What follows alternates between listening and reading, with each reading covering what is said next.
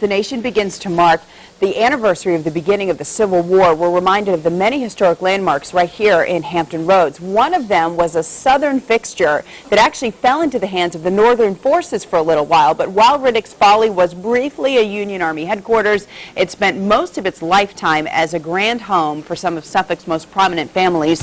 Here's this week's postcard from Hampton Roads.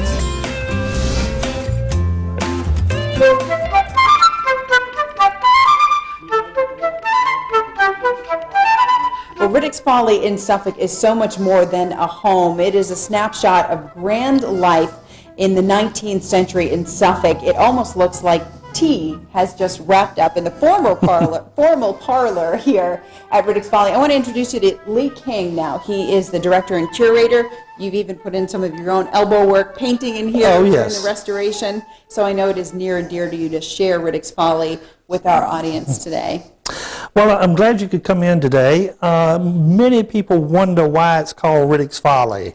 It's because of the size and architecture. It's Greek Revival. You didn't find many Greek Revival buildings in this area. And it's 4 floors, 21 rooms, and 16 fireplaces. Almost 8,000 square feet. Nothing else like it in Suffolk at the time. So the neighbors literally made fun of the house. It was the joke in 1837 when Mr. and Mrs. Riddick built it for their 14 children.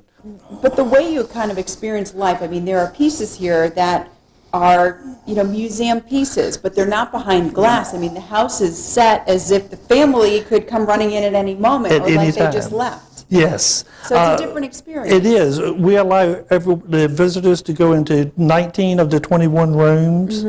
We're now standing in the front parlor where they would have entertained their guests.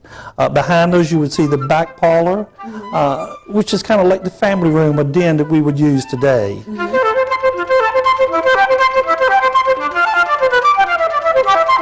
On the 3rd floor, which is the floor above us, we do have 2 adult bedrooms. 1 room saved for changing exhibits of the Riddick family, and 2 rooms honoring Governor Godwin, our former governor. He and Mrs. Godwin in 1987, when the home was restored, was instrumental in raising money to restore the building.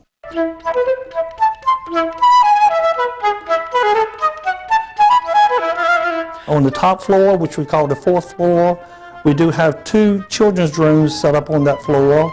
1 room with Civil War signatures left from the Civil War soldiers, another room with a Civil War exhibit. The 6th room on that floor we have set up as a slave quarters because we know that the female servants that stayed in the building took care of the children on the 4th floor.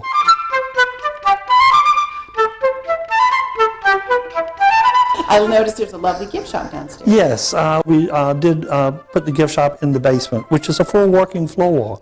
We have the original dining room, we have the original kitchen and laundry room in the basement level. All right, so get ready to put on some comfortable shoes. You may have to go up some stairs, down some stairs if you want to take in all that Riddick's Folly has to show you. And make sure when you visit, you tell them the Hampton Roadshow sent you.